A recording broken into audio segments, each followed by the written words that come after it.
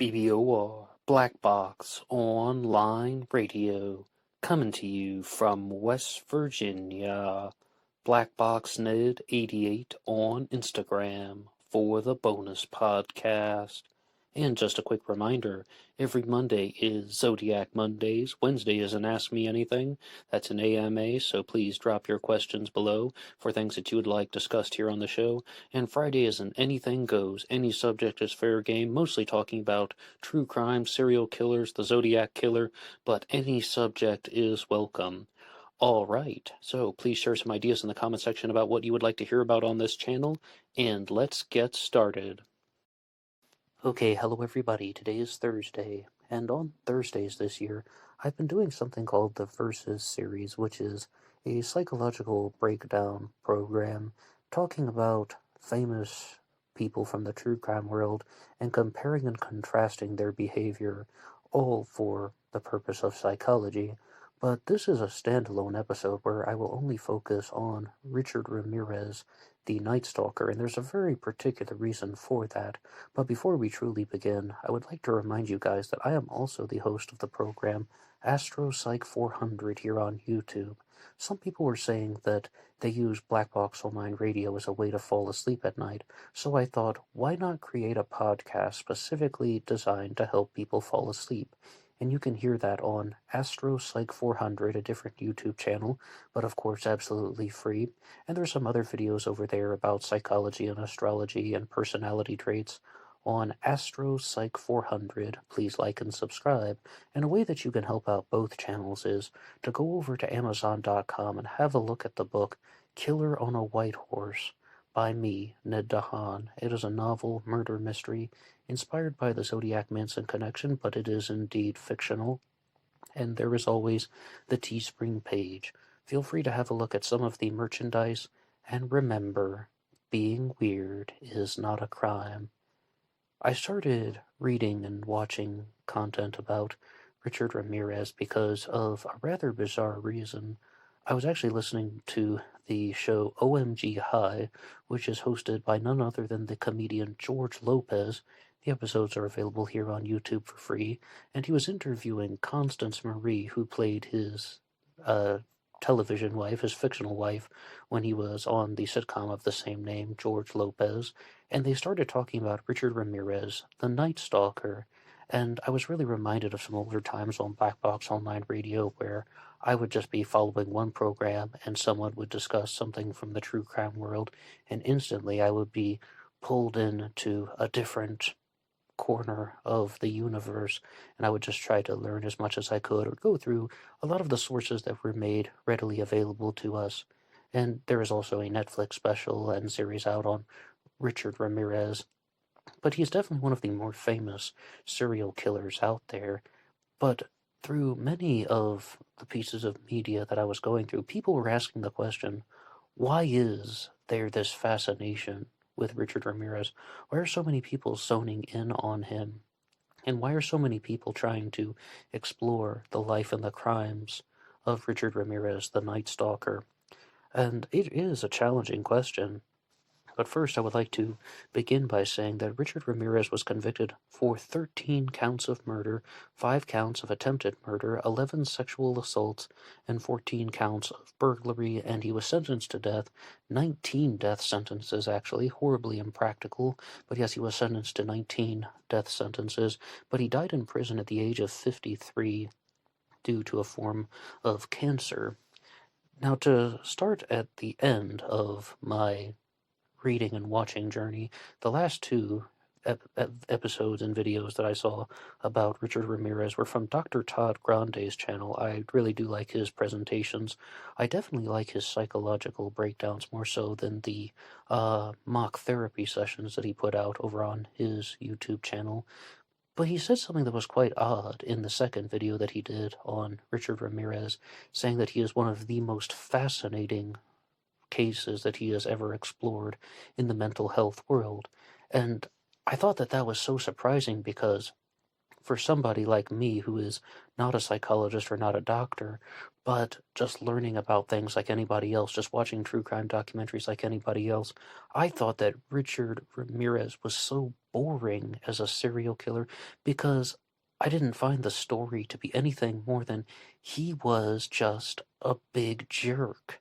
He was just a conventionally mean person whose mean and destructive tendencies got out of control to the point where he started killing. But one thing, though, that is definitely addressed in all of the sources in the later parts of the 21st century, in our current day and age, I should say, is that the childhood of Richard Ramirez was heavily glossed over for a while. People would just breeze by the events of his childhood in the past, and instead they would focus more on things like drug use or things like Satanism or just his personality and behavior in the courtroom when he was on trial, and as well as the relationships that he had with women while he was on trial and then later on in prison on death row, and that became the center point. And I was reminded of something that I had been discussing last week on the Versus series when I was talking about the preppy killer Robert Chambers. Robert Chambers was not a serial killer. He was convicted of a single count of manslaughter, actually. He was originally charged with murder, the murder of Jennifer Levin in 1986, but he accepted a lower plea of manslaughter and was sentenced to 15 years in prison. He got out for a while, but then was sent back to prison for 19 years for drug trafficking. The drug trafficking charge gave him more time in prison than the murder/manslaughter charge. But what I said in that one was something that heavily applies to Richard Ramirez as well. It's like the media wants to turn him into a giant question mark. It doesn't become about the victims anymore. It doesn't become about the mental health and psychological issues anymore. It becomes this question mark of who was this person? Was he involved with Satan? Was he involved in some type of drug fiasco? And there are all these types of deviations that are leading toward media sensationalism. Absolutely. There's a YouTube channel out, though, called Still Watching Netflix that was talking about the Richard Ramirez special, and they have a video that is 11 minutes and 36 seconds long, but it contained a lot of information, and one particular story that I had never heard before about Richard Ramirez, and they talk about how, firstly, he did not bond very well with his parents. He was someone who always had this sense of distance in his life. When he was growing up, he was the youngest of 5 children, and again, there are allusions to this, but I don't think I've heard anybody say it outright that because he was the youngest of 5 children, the baby of the family, was he often put in a vulnerable place when he was unable to defend himself, and he felt that his parents were not able to keep him safe, so he wanted to retaliate in a very destructive way. So he's recreating the cycle of destructive behaviors, and I often cite the analysis of Dr. Julie Armstrong when she said that serial killers want their victims to feel pain and misery because they felt pain and misery as kids. They want their victims to also be afraid because they felt afraid when they were kids. When they're having these childish experiences, I mean, by childish, I mean in their childhood, they believe that their parents are supposed to protect them, and they think that their parents are not protecting him, so they view it as a type of betrayal. And I think this was very heavily exemplified by the actions of Richard Ramirez's father, Julian. He was originally from Juarez, Mexico, and then crossed into El Paso, worked on the railroad for a while, but the Santa Fe Railroad, that is, but that's all beside the point. But they say that he was a former police officer and that he was very strict when it came to the rules, following the rules the same way one person should follow the law, and he would often use Richard as a target for angry outbursts. And again, it's the exact same thing. They believe your parents are supposed to keep you safe, but instead they are being very vicious and violent. The brain is going to perceive that as this pillar of security in my life is no longer there. They have been betrayed. And this often is a very common characteristic of serial killers. And one way that Richard Ramirez would try and escape his father's very angry wrath is to go to a cemetery, and some nights he would just sleep in the cemetery. And again, there wasn't this exact statement in any of the sources that I found, but one thing I was curious about was that was there some type of morbid fascination from those experiences where he was using a place that is all about death as a form of refuge. So then later on, he goes on to be, firstly, somewhat obsessed with morbidity in his teen years. I don't know if obsessed is the right word. Maybe a better word to use is he developed a fascination of morbidity in his teen years, morbid curiosity, and then going to full on murder in his young adult years. Does that have any type of secure connection turning into the secure connection is with death, and even the fascination with Satanism is the same thing, because Satan is very closely associated with hell, and he is, of course, maybe you've seen the image of Richard Ramirez holding up the pentacle, and yes, the show Pam and Tommy did inform me of that, that a pentagram is any five-pointed star. When you draw the circle around it, it becomes the pentacle. Yes, thanks, Rand. But I don't think that that aspect should be downplayed, that he was lost this pillar of security because he felt his parents were betraying him, and then he used the concept of death as a rebuilding of that pillar of security. And I know it sounds a little bit confusing because this is all abstract. It's just he found comfort in death, he found security in death, so that ultimately led him to go on to be a murderer. But there are some other experiences in the life of Richard Ramirez that are truly pointed out by people who want to actually find out the reasons that drove him to kill. And that is that he experienced a head injury at the age of 2 when a piece of furniture, most likely a dresser, fell on him. And he also experienced another head injury at the age of 5 when he was hit in the head with a swing. And this also happened to another serial killer, Alexander Pichushkin. The chessboard killer had a very similar head injury involving a swing when he was around a similar age. So also there is the possibility that he just simply had other mental health issues as well as neurological issues, because he had a condition similar to epilepsy. I believe they said temporal lobe epilepsy. So you have all of these mental and neurological issues partnered with the fact that he started using drugs at a very early age. And one person who knew him, who was featured on Inside Edition, even said that he got involved with acid in his teen years, and very famously he was involved with cocaine, and that was a big reason why he did the burglaries, because he wanted to have money to buy drugs. And there was even a very simple statement that was made about him, not in the Netflix one, but on the channel Explore with Us when they were doing their presentation on Richard Ramirez. They said that he didn't have any real stable employment, yet somehow he always had money to buy drugs, particularly cocaine. And his deviant tendencies started at a very young age, because, as I said, his friend was interviewed on Inside Edition and said from an early time he was known as Richard the Thief or Ricky the Thief, and then he was even called Fingers because he was very good at stealing. And this is another very common characteristic of serial killers, that there is this type of deviant behavior, illegal behavior. It's very normal for a serial killer to be arrested for things like shoplifting, stealing, and very slowly the deviant tendencies truly graduate. And to the credit of Dr. Todd Grante, when he's trying to ask the question about why is somebody like Richard Ramirez, well, in his terms, fascinating in the mental health sense, I think it's because he challenges a lot of the common, because at the time people were really focused on pattern-based serial killer thinking that someone is going to operate only within their own sexual orientation. They're also only going to target victims of one gender. They're going to use the same method every time. But first, we do need to point out that Richard Ramirez attacked men, women, children. He didn't really have any particular boundaries, and he also used all types of weapons. He strangled people, used knives, blunt objects, firearms.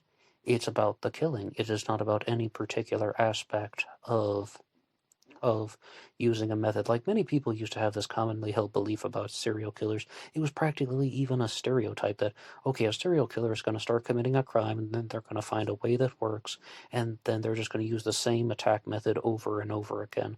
Well, with Richard Ramirez, he didn't do that, and I think part of it is he believed that he did not have that fear of getting caught. He thought that he would be able to overcome the odds no matter what. And I do not believe that that should be downplayed because with most people, they will not behave in a certain way if they believe that there are consequences for their actions that they care about. And that final point is very important because a lot of the people, particularly mass shooters, commit a horrible crime and they know that they're going to get captured. They know that they're going to go to jail. It is about consequences that they care about. They don't care about getting captured. But with some people, like Richard Ramirez, a serial killer, he is trying to avoid capture. He's trying to stay out of prison. He wants to keep committing these crimes and keep living this destructive life that he had created for himself. But he believed that he wouldn't get caught. He thought that he was superior to everyone. He thought that he was above the system. And I was quite shocked when they were showing some interviews with the detectives, and they asked them flat out, what was his motive for doing all this? And they said, to kill. And they're like, that's it? To kill? Like, yes, his motive was to kill. And that is a big problem. It's that type of thinking that turns somebody into a question mark, because what really is the motive for Richard Ramirez to commit all these crimes? Number one, sexual urges. He was very clear about that, not in anyone else's words other than his own. And number two, financial motives.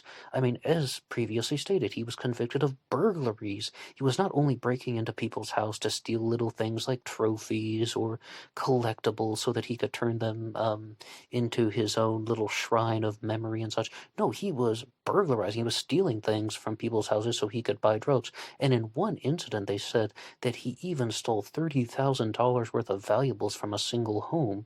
So there are two clear motives for this: sexual tendencies and financial motives.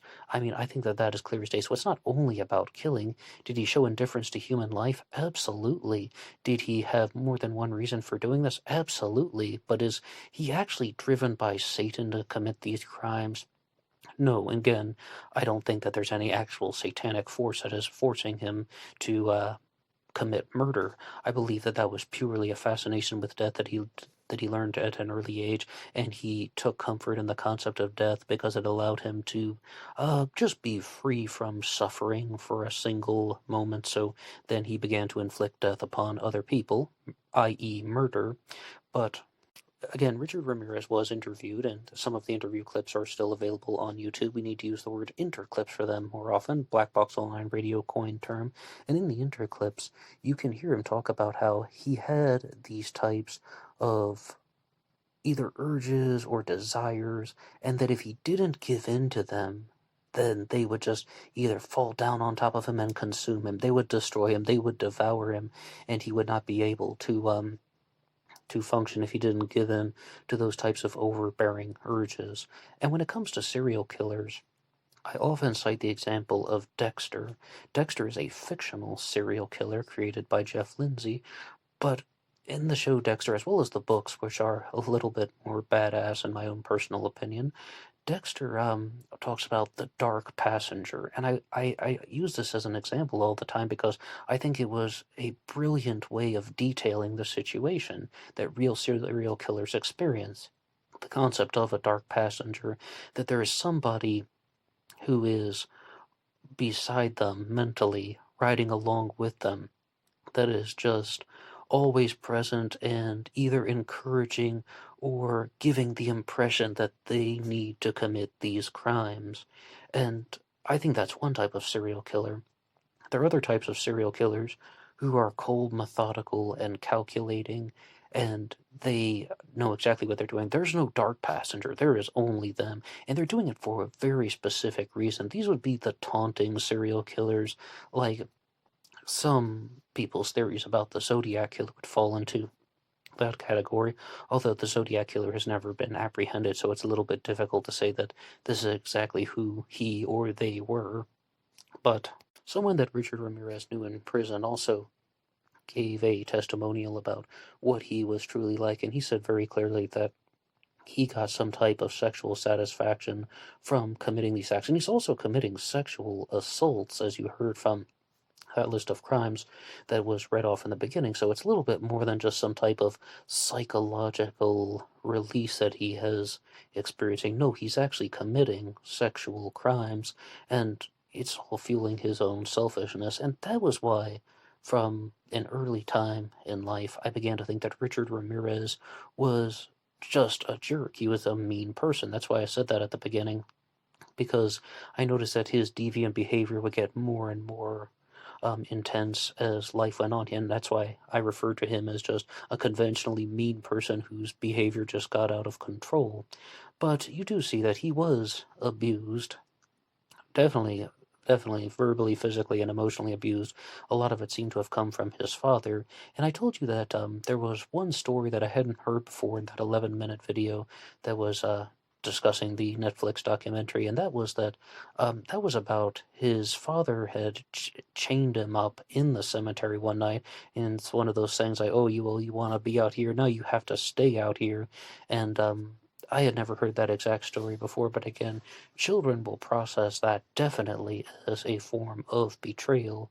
But I also said that I was watching the Dr. Todd Grande videos, and one thing that I truly appreciate about his channel is that he sometimes allows me to think in a different way, or sometimes I have a previously held belief or idea about a true crime case, and then he makes a more persuasive argument or a more persuasive and fact-based observation that I have to strongly consider, and that was the concept of psychopathy in the life of Richard Ramirez, because Dr. Todd Grande was talking about some of the traits of psychopathy.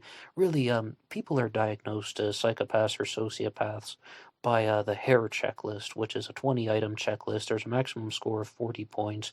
You can get a score of 0, 1, or 2 for each item. I even did the whole thing once here on an episode of Black Box Online Radio in some of the psychology playlist episodes. And again, 0, 1, or 2, meaning if you get 40 is the maximum score, but if you get 30 out of 40 or higher, then that person is deemed as a clinical psychopath or sociopath. And mostly on this channel, I use the terminology that I learned from Dr. Ramani: psychopathy, meaning that the person is born with it; sociopathy, meaning that the social conditions and environment around them caused these types of behaviors. But the point that Dr. Todd Grande was discussing was that Richard Ramirez did not express elements of glib and superficial charm. So that is one of the early questions that is asked on the HARE checklist. Does the subject display any kind of glib or superficial charm? And I was quite surprised by that, because I was just thinking, well, what about all these people who are lined up outside of his courthouse waving signs, protesting in favor of his innocence, even though they didn't know him and he seems very obviously guilty? And after he was convicted, he more or less admitted that he had done all these things, wouldn't elaborate on the details, but as I said, he confessed to giving in to intense sexual desires to kill people, more or less. But what about all of those women who were just saying that they were absolutely in love with him and infatuated with him? How is there not any type of glib or superficial charm? And Dr. Todd Grande's simple response was that there has to be an element of subtlety when it comes to superficial charm, and Richard Ramirez absolutely did not display any subtlety with his actions, both criminal as well as in the courtroom, like drawing the pentacle or pentagram on his hand and holding it up, or telling the judge that the trial is a joke, or the bold sunglasses in the courtroom, all of that stuff. And I'm like, yeah, I completely agree with you. I completely agree that he was not displaying any type of subtlety, so if that means that he doesn't have the superficial charm aspect of psychopathy, all right, as I said, I can accept the correction, or it allows me to think about something in a different way.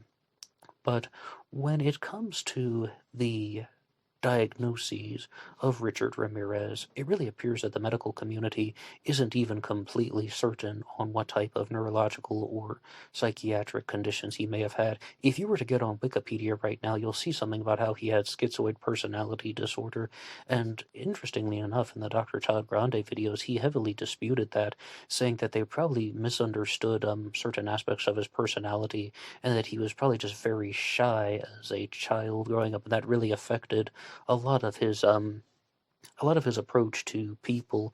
And as I said, someone who is the youngest in the family probably is often in a position where he cannot defend himself, and then he grows up to be a very shy person. And not only that, but also mostly a loner. And there are so many experiences that we could talk about in his youth that would have led to him becoming a serial killer. One of them is also actually that he witnessed a murder when he was 13 years old, when his cousin Mike pulled a gun and killed his Mike's wife, that is, and that he was found not guilty by mental disease or defect, and he was sent to a psychiatric institution and then got out later on. Now, people allude to this again. They don't say it directly and outright, but that also got me thinking about how, wait a second, is this guy just looking at the situation and saying, oh, this person is angry, and when he was angry, he pulled a gun and he murdered someone, and he didn't get convicted for it?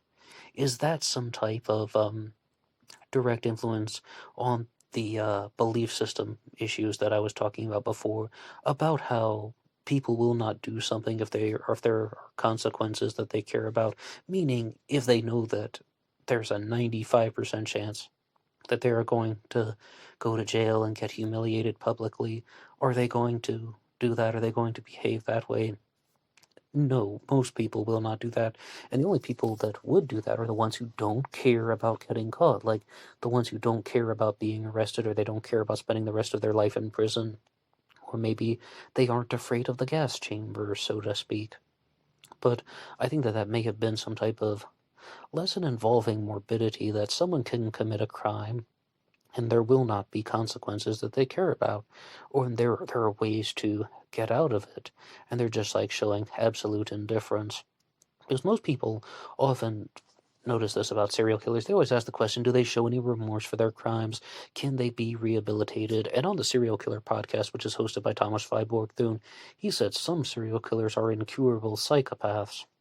And with Richard Ramirez, very clearly, Dr. Michael Stone said he most likely was not a born psychopath, but rather the sociopath definition that I provided earlier, that something about his social environment and his surroundings drove him to commit these crimes, and that he wasn't dealing with a neurological issue at birth. It's possible that a very clear example of a born psychopath was none other than Charles Manson, even though he went about the crimes involved in the 1960s in a very secondary way, meaning directing other people, particularly Tex Watson and the other followers of the Manson family, to commit the Tate LaBianca murders, as well as people who were also accomplices in the murders of Gary Hinman and Shorty Shea, like Bruce Davis and so on. But also that he was a born psychopath. That some people call Charles Manson a serial killer, but on the born psychopath issue, his neurotransmitters were functioning completely backwards. And I obtained that information back when I did the episode The Neuroscience of Serial Killers, available on this channel, when I actually had the opportunity to interview a neuroscientist, and we were discussing like how serial killers functions and what's going on in their brains, so to speak. And with Richard Ramirez, they still don't completely know, but I can definitely comprehend how he was a sociopath and his surroundings drove him to commit these crimes, or they drove him to have a lack of empathy for other people. They drove him to not want to have bonds and relationships with other people, except for purposes of utility. And they just felt that there is no hope for the world, or there's no hope for other people, and the only thing that can ever alleviate the suffering is death. I mean, that is my own personal assessment, and if anybody would like to challenge me in the comment section down below, I would welcome any types of challenges. And if there's another particular serial killer that you're curious about, maybe that person can be incorporated into the Versus series, or perhaps in some type of standalone issue. So with this one, I do stand by a lot of the original claims that I stated, that Richard Ramirez was just he was just a very nasty person who got out of control, and I think that he was, of course he was that way because of his upbringing, but I just by chance happened to turn on an episode of the show Intervention, and the interventionist Jeff Van Vonderen said something that was very relevant to all of us, even beyond serial killers, and he said that we are not here because of what's happened to us. We are here because of how we chose to respond to what has happened to us. And that's it, though. That's it. So many people have an abusive father growing up. So many people have witnessed a crime. So many people have had trouble making friends as a child, and they don't grow up to become serial killers. And I'm also the host of the Zodiac Killer channel's Interviews with the Experts series, and one of the people I had the opportunity to interview was Soren Korsgaard, who is the author of the book America's Jack the Ripper, and of course running Korsgaard Publishing. And he said that there had been something that was greatly lacking in my observations about serial killers, and that it's not only about genetics, it's not only about neurological functioning, it's not only about child abuse, but this person has also realigned their belief system to the point where they think that what they're doing is justifiable, that there is some type of justification. Now, do they know that it is conventionally wrong? Yes. Do they know that it is conventionally immoral? Yes. Do they know that it is illegal? Oh, yes, absolutely, with the exception of people who are not guilty by mental disease or defect. And that was even a question that was asked about Richard Ramirez, like, is he a clinical psychotic? And I think to that the answer would be probably not, because he seems to show an enormous amount of awareness regarding his mental faculties, and it seems like he knew exactly what he was doing. He was committing these crimes to satiate urges and to act on destructive tendencies, because again, he found some type of solace in the comfort of death. He found some type of fascination in all things morbid, because it was one of the only things that was free from suffering, or the only way to actually achieve security in life was to create death and destruction, which is an absolutely ridiculous way to go about life. But I believe that's exactly what Soren Korsgaard was talking about when he said this person has realigned their belief system, their system of values, so that they think that this is a good thing. And they know that it's bad. It's rather they are choosing to act on a destructive tendency because they have a reason for it. And, I mean, absolutely heinous and despicable things can come from that type of thinking, and that's why it's referred to as mental illness. Someone is mentally ill. They are thinking in a very destructive way, and their destructive types of brain activity are having very drastic consequences for other people. But as previously stated, Richard Ramirez would be convicted for 13 murders as well as the other crimes, and they believe that he may have committed many more crimes. I mean, I think in terms of burglaries and rapes, absolutely he did. But in regards to committing crimes that are all over the map in terms of different types of victims, male, female, child, adult, that happens all the time in serial killer literature, and I don't find that surprising anymore. As far as using a different type of pattern and a different type of weapon, that happens all the time. When the more I go through true crime cases on this channel, I find that there are so many exceptions to the rule that the rule doesn't even exist anymore. And if you go through a lot of the episodes on BlackBoxOnlineRadio about serial killers, you will see this, that serial killers tend to operate out of necessity and utility. And you see that with Richard Ramirez, it's absolutely true that maybe somebody interrupted his actions and that he tried to murder somebody so that a witness wouldn't be left behind, or that he could steal something of value, maybe even a car, and that he could use the car as a getaway vehicle. That those types of behaviors are taking place. That means it doesn't matter who he's murdering, and at that point it's not even about a sexual urge, it's about avoiding capture, and it's about predatory instincts. And that is another point that is heavily, heavily emphasized throughout serial killer documentaries and all forms of literature. Serial killers have heightened predatory instincts. They have a higher sense of awareness as to what will happen to them if they commit these types of actions. If they try to commit a murder, what are the likelihood, what are the chances of getting caught?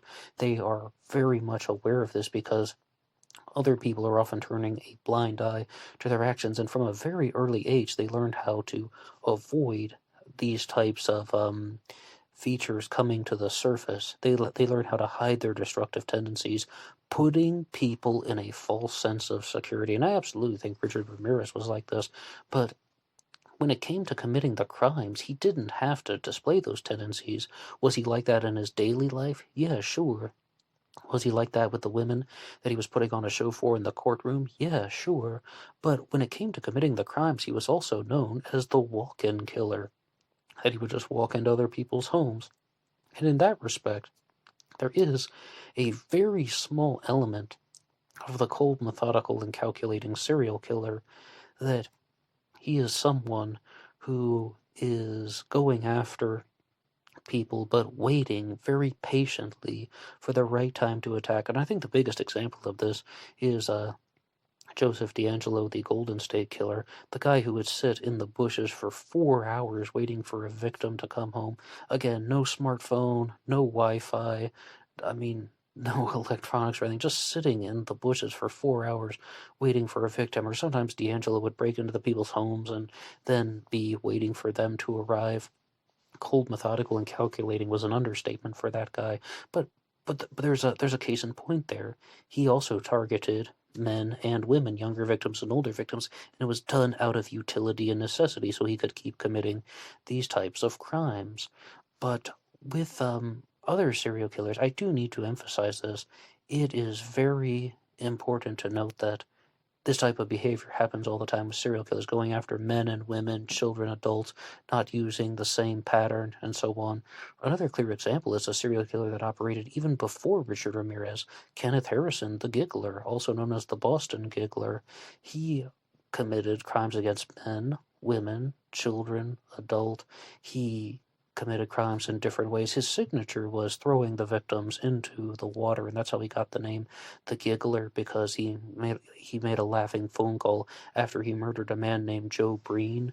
But also, he didn't do that every time. His final victim, Kenneth Martin, was strangled with a piece of twine, the only victim who had received a death like that. He also did not put him into the water. He hid him under a tarp in a railway tunnel. Those types of crimes happen very frequently, and because of all the differences in Richard Ramirez's activities, they actually thought that there might be multiple perpetrators going on. The same with the Golden State Killer, and there's a reason why I was doing the comparing and contrasting right there, because the Golden State Killer was known as the ONS, the original Night Stalker. First he was the EAR, East Area Rapist, and then he became known as the ONS, Original Night Stalker, and you put them together, and they would call the Golden State Killer Earons, and nobody had any idea what was going on. The media, of course, wouldn't do a story about that. Okay, we're looking for Earons, so Michelle McNamara was actually the person who coined the term Golden State Killer to actually draw attention to the case. She's the author of the book All Be Gone in the Dark, the late author of the book, and then Richard Ramirez came on the scene, and he became known as the Night Stalker, and then D'Angelo was the original Night Stalker. But in terms of targeting people who have different ages and genders, how about the Zodiac Killer? First targeting two teenagers, David Verde and Betty Lou Jensen at Lake Herman Road, targeting one teenager and one young woman at Blue Rock Springs, again, two young people at Lake Berryessa, and then someone who was 29 years old, his oldest victim, Paul Stein, a man who was by himself in a taxi cab, not at a lover's lane, not with a woman present, and sometimes the Zodiac used different weapons. Sometimes he wore a costume. One time he wore the Lake Berryessa costume. So there are all sorts of examples of how serial killers deviate from patterns. They go after people outside their own sexual orientation. Forget the rule books. These people aren't playing by the rules. This really is not very shocking, and I am not even surprised anymore about somebody deviating from a pattern. If anything, it's something about how the experts misunderstood serial killers before the psychologists and the psychiatrists.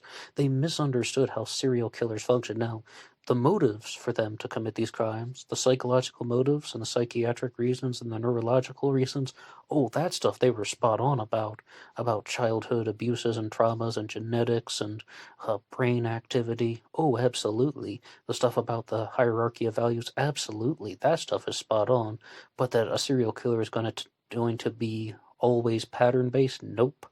Always operating within one sexual orientation, only going after one gender? Nope, sometimes they do, sometimes they don't. Boring answer, but that's what seems to be happening. Okay, anybody can weigh in the comment section down below. I'd love to read your messages. Thank you so much for listening to this episode. Anybody can write the show at BlackBoxOnlineRadio at AOL.com. You can also get me on Instagram at BlackBoxNed88. And I will see you over there for the bonus podcast. Until next time.